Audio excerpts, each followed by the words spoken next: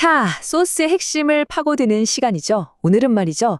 우리가 매일 보는 뉴스 헤드라인, 그 바로 뒤에 숨어있는 어쩌면 가장 중요한 금융 이야기를 한번 파헤쳐볼까 합니다.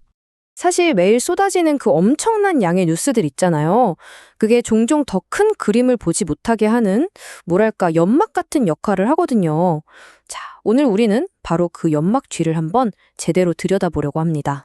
자, 그럼 이런 일이 실제로 어떻게 벌어지는지 아주 따끈따끈한 최근 사례부터 한번 살펴볼까요? 진짜 불과 얼마 전이었어요. 시장이 완전 공포에 휩싸였던 일이 있었죠. 그게 뭐였냐면 바로 사모신용시장의 위기였습니다. 이게 뭐냐면 일반 대중한테는 잘 공개되지 않는 그런 대출 시장이거든요. 근데 블랙스톤 같은 어마어마한 기업들이 여기서 빌려준 돈이 글쎄 사상 최고 수준으로 떼일 위기에 처했다는 소식이 터져나온 거예요.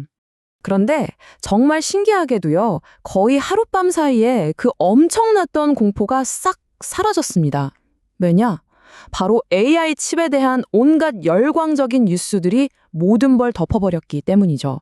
시장의 관심이 정말 순식간에 확 옮겨가 버린 겁니다. 보세요, 이런 패턴. 이게 우리한테 되게 중요한 질문을 던져요. 그렇다면 지금 이 순간에 우리가 놓치고 있는 더 크고 더 본질적인 변화는 과연 뭘까 하는 거죠. 자, 이 거대한 그림의 실체를 알려면요. 이 새로운 경제 전략을 아주 조용히 물밑에서 설계하고 있는 두 명의 핵심 인물을 만나봐야 합니다.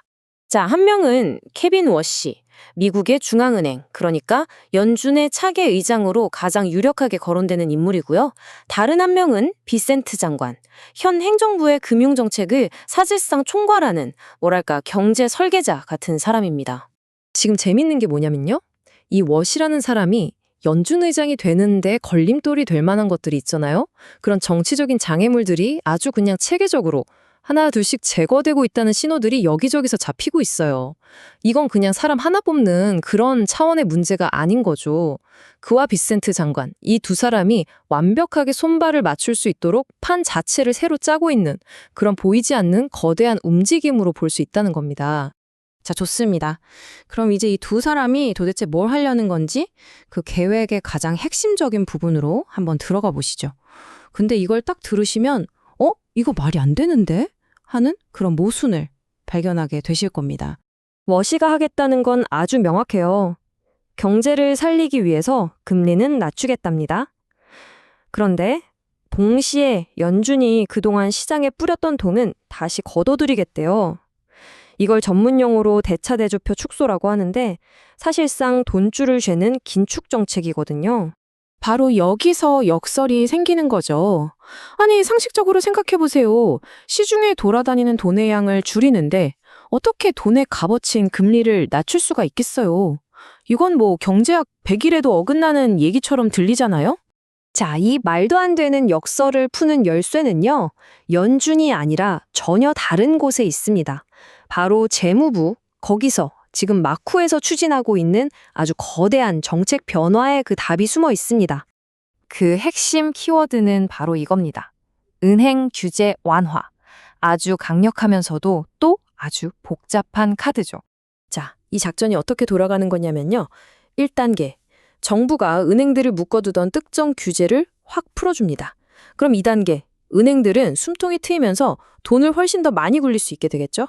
그럼 마지막 3단계, 바로 그 남는 돈으로 예전에는 연준이 도맡아 하던 미국 국채 매입이라는 그 무거운 짐을 민간은행들이 대신 짊어지게 만드는 겁니다.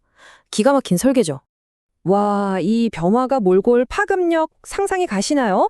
이렇게 해서 시장에 풀릴 수 있는 민간 자금의 규모가 추정치긴 하지만 무려 2조 달러가 넘는다고 합니다. 우리 돈으로 환산하면 뭐 수천조 원이죠. 정말 어마어마한 규모입니다. 자, 지금까지 우리가 살펴본 이 조각들을 하나씩 다 맞춰보면요. 이게 단순히 뭐 정책을 조금 바꾸는 수준이 아니라는 게 명확해집니다. 이건 말 그대로 미국 경제의 판 자체를 아예 새로 짜려는 거대한 청사진인 거죠. 바로 이거예요. 역할 분담이 확실하죠. 연준은 뒤로 살짝 빠져서 금리 인하라는 어떻게 보면 좀 더 쉬운 임무에 집중하고요. 그 빈자리는 재무부가 지휘하는 민간은행들이 딱 들어와서 어마어마한 정부 빚을 소화해주는 겁니다. 정말 완벽하게 조율된 환상의 투토 플레이라고 할 수 있겠네요. 그럼 도대체 왜 이렇게까지 하는 걸까요? 이 거대한 계획이 노리는 건 딱 두 가지입니다.